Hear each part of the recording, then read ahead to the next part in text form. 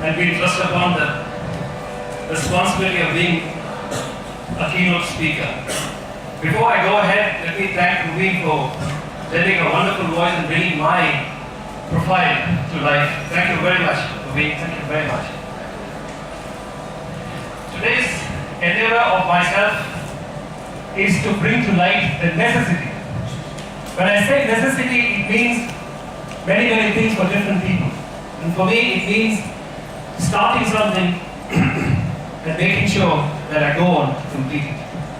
Are you ready to be with me to understand what happens when you go from A to B?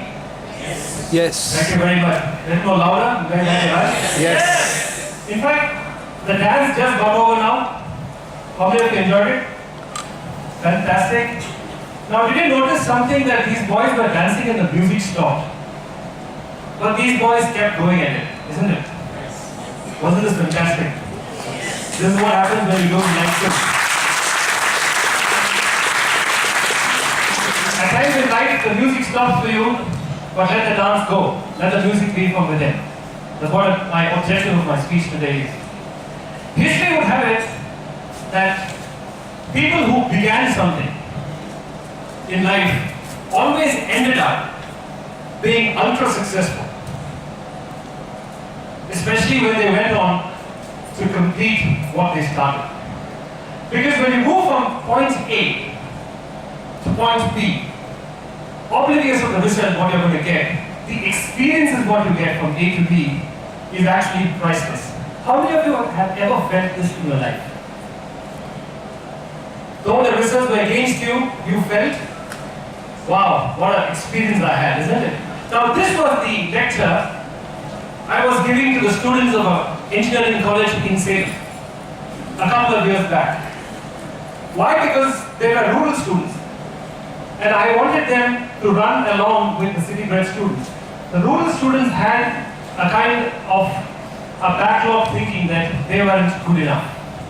So I wanted to invite them that it is okay. You should start. It's okay to be failing in something, but when you move from point A to point B, that is when you actually grow in length. So that was my endeavor to these college students, girls and boys.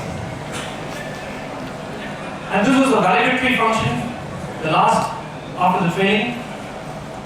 And I stopped and I asked the audience, do you have any questions?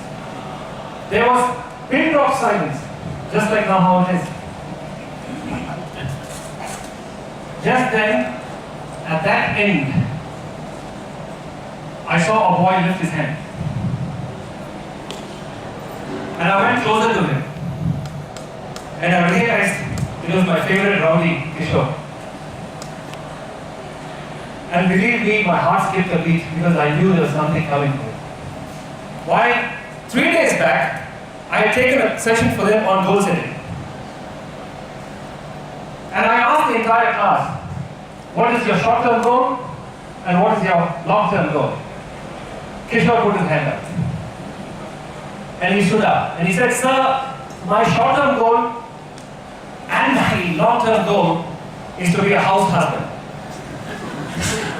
Now you know why I feared when Kishore put his hand up. But this time, Kishore was more focused. He said, sir, you said, if I start something in A, it is always fruitful to go to B, isn't it? I said, yes, you got me right. But he said, sir, do you know what happened to me a couple of years back? I said, unless you say, I will not know. So he said, sir, I'm a bike enthusiast. I went so fast and I fell down and I have a plate in my leg. I always wanted to be a footballer, just like you. But today, I just can't enter the field because my shin is pain.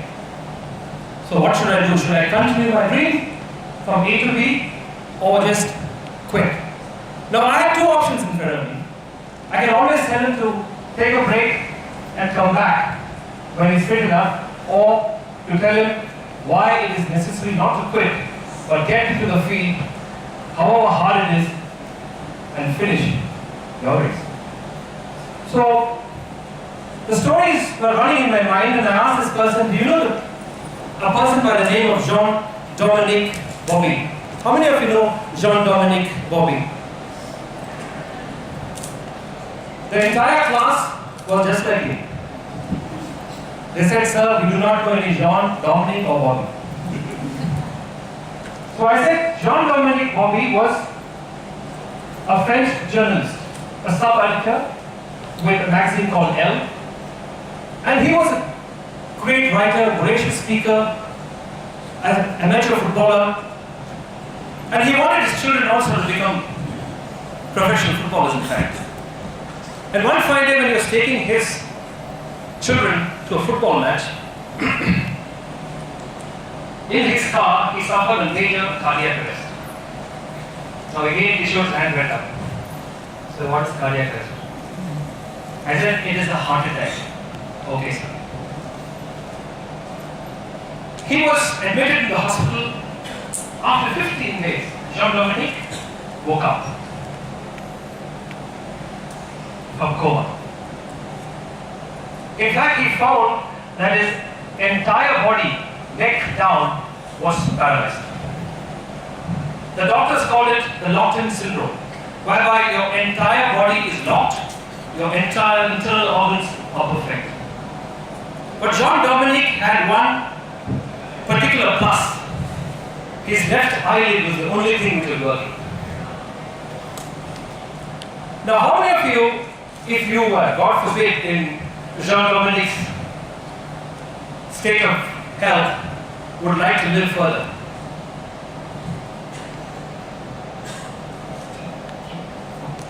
I have around 7 or 8 fighters. Now, what Jean-Dominique did was,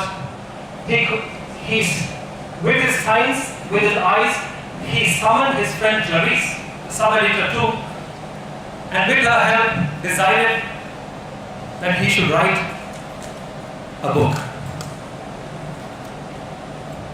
Strange, isn't it? A person can write a book with just an eyelid. Possible? So there commenced this journey for me. It is estimated that Jean-Dominique Bobby had winked 350,000 times and plus and brought out a book called The Diving Bell and The Butterfly in the language of French. You got to clap for this guy. Now this book went on to become a Golden Globe Award movie winner, but just a month before he could receive it in a wheelchair, Jean-Dominique was no more. Now I completed the story and there was hush-hush silence just like this.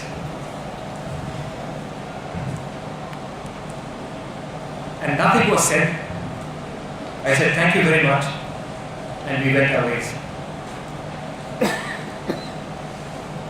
Exactly 2 or 3 months later, I get a mail from Kishore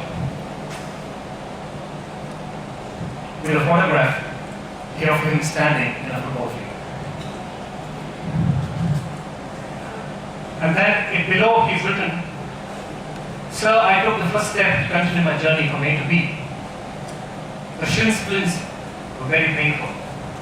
But when I realized that if Jean-Dominique, with no faculties at all intact, can write a book which is humanly impossible, why can't I at least go the distance, though I might not reach where I want to reach, but I went from A to B. And thank you so much, sir, that you opened my eyes.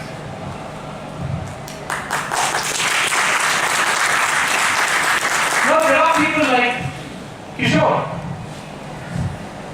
who need a push. I can see a lot of them who need a push here too. But there are also people who just say, bring it on, I'm ready. Whatever difficulties I have, just bring it on. I'll take them on head on. And one such person I met in very own Toastmasters.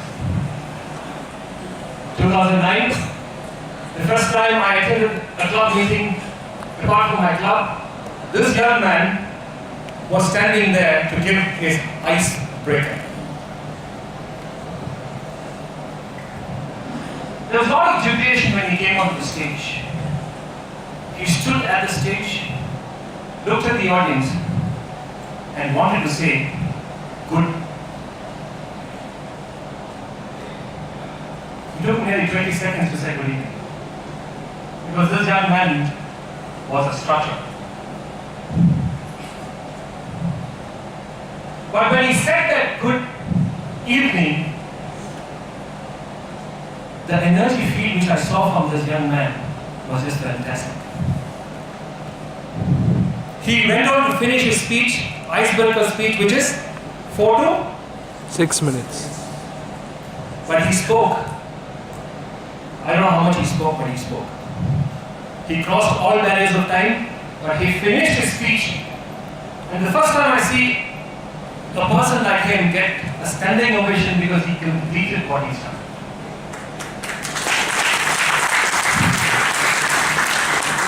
And after the speech, I went to him and I said, "Hi, I'm Rajeev Nambiar." And before he could say his name, it took a lot of time. But he eventually told me what his name is. But he didn't stop there. ACB, ACS, ACG. His speech became stronger, faster, lesser structured. Because you know why? Because the person had a physical problem of stuttering, but his mind was not stuttering.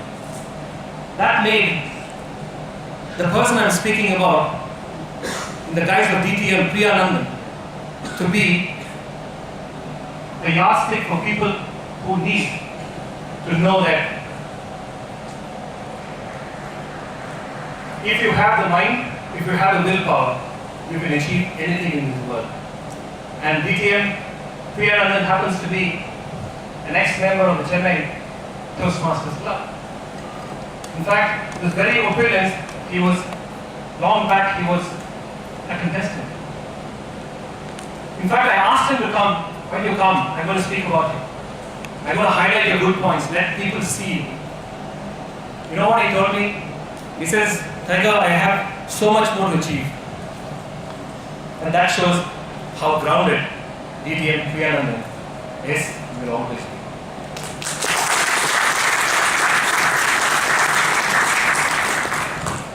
How many of you like to push the limits?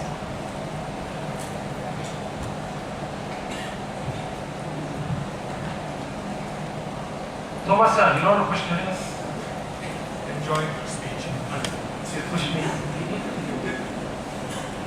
Now, pushing the limits means anything under the sun, isn't it? Writing a report within 2 hours, writing a good report. Now, years ago, during the 19th century, there was this huge ask from the athletes, the international athletes, to find one person who can break a mile under 4 minutes. The sub 4 minute time. A lot of research was done on this. Plenty of research was done on this. But the pundits and the skeptics said only one thing. You can't run a mile under 4 minutes because your heart is too weak to pick it up. Your heart rate might burst. But in the year 1950, 3 young men decided to nullify the pundits. So what do? They started practicing hard. They decided that this is point A, we have to cross the barrier of a mile under 4 minutes. And they worked on it. The eventful day came, and the 3 of them, Chris Landy, the Miracle Man, and Chataway, decided they will break a minute mile under 4 minutes. How many of you run long distance?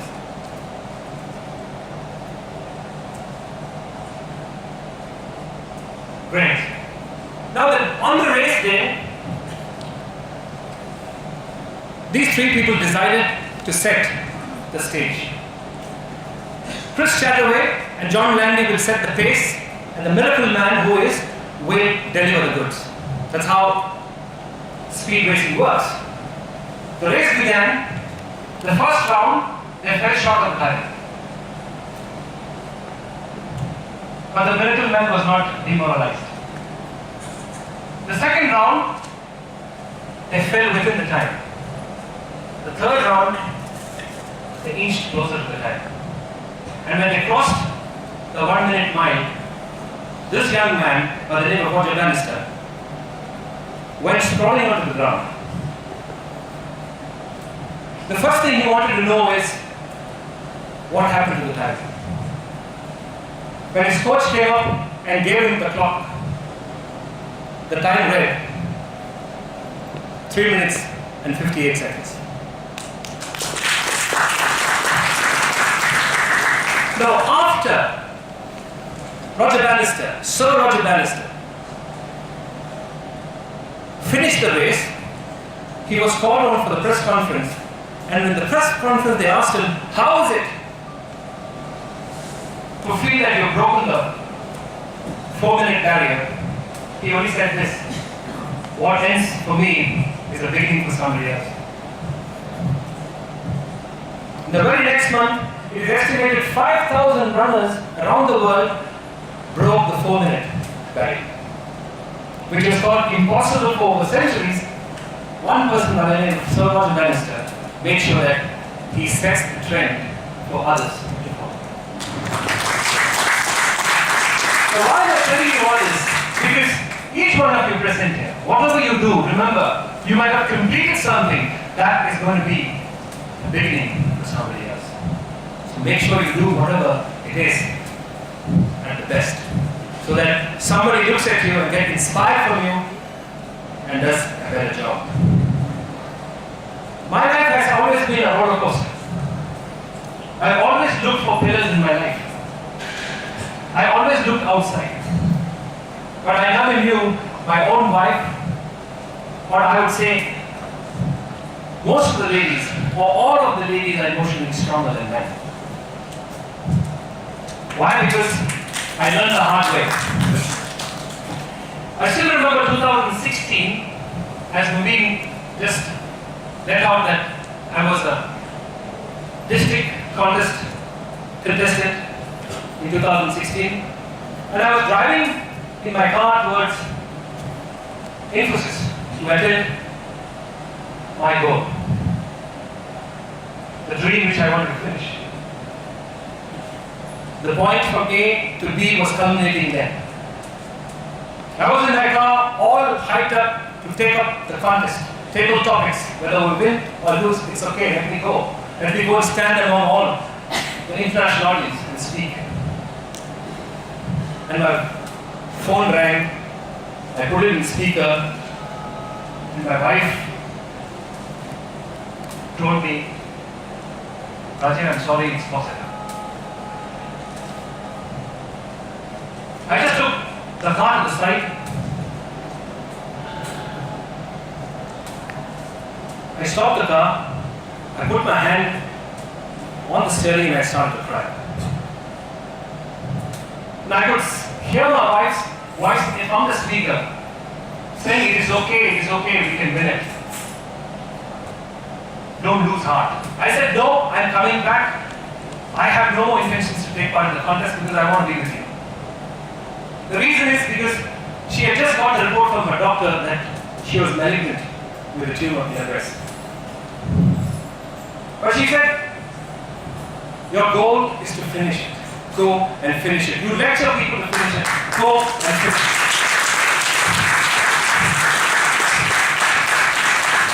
I took the podium, and the table topic master gave me a topic. I half heard it because my mind was there. I don't know what I spoke. Good Toastmasters, they all clapped. I was just waiting for the contest to get over. I came outside, I don't know what I did. I got scolded with a lot of people on the road. I was driving like hell crazy, I went home. I didn't know how to react to the situation because I had two lovely children, two boys. the first thing came to my mind is I'm going to lose her. And I'm going to be left with my two boys all alone. Because I love my wife very much. So I didn't want to miss her in life. But the only thing she said was one thing. She said, held my hands and she said one thing. She said, if you can be with me as a pillar, I can climb any mountain in the world. Can you be with me? 2016, we operated upon her, we removed the tumor, she went through radiotherapy, she's even now on medication, and recently when she went for a checkup, the doctor said, nothing to worry.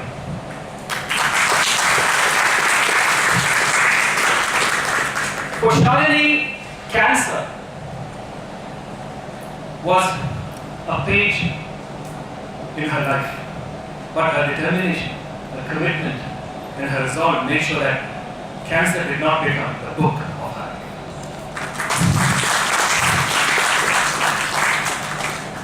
From these 4 incidents or stories I have given you, if you can really pick up the pieces, you'll realize that all these people did not achieve things very easy. They went through real hardship. Right from John Dominic Bobby, he left a legacy of inspiration for others to follow. Priyanandan, even today, at times when I'm down and out, I just think of Priyanandan trying to say the word masala dosa. In fact, he said, I tried to order masala dosa in a hotel, and he tried masala dosa. The waiter went, took a U-turn and came back, then he said dosa. But today he speaks so well. Why? Because he made sure that he goes from A to B without hedge. Look at Roger Bannister. He got a easy bottom, right? Saying, under 4 minutes, why should I kill myself for somebody else to fall? Why should I? But he made sure that when he finished, we all started. That's why I'm speaking about him today. I've read his autobiography. It's fantastic the way he programmed his mind to win. I wish I get at least 10% of what he actually programs his mind to do. And today for me is also a point from A to B. Because in 2009 when Sasta called me up during the conference, leadership conference, and said, at the 11.9th hour, you are the registration chair. And I still remember I collected around 5,800 rupees on that day. Collection, and I gave him the money. And as I was watching the contestants unfold, and there was a keynote speaker, in my mind, I put it saying that one day, I will be a keynote speaker. And today, is the day I complete my journey. Maybe after a few days, I might start a new journey. Point A. I have in life quit so many times, especially in studies. That's why my wife tells me I should have married a guy who was really academic. Because my children, both of them, don't want to study. The point here is very simple, ladies and gentlemen. When we move from A to B, some are successful, some aren't successful. But the journey is the most important part. And I have realized that. I don't know whether you realize it as life unfolds to you, but all I can say is, ladies and gentlemen, the next time you get the opportunity to quit, just say, I will after I finish my race.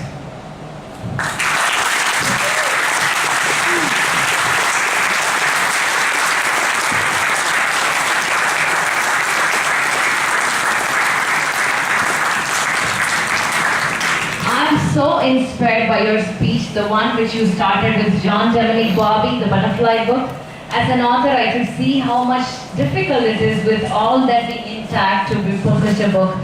Really an amazing story, right? To Priyanandan and Roger Bannister, and to your personal story. Give them a round of applause. That's an inspiring speech to finish your race. Now I would like to request our division director, this Toastmaster Bala, to come on the stage to felicitate our keynote speaker. Ashok Kumar, sorry.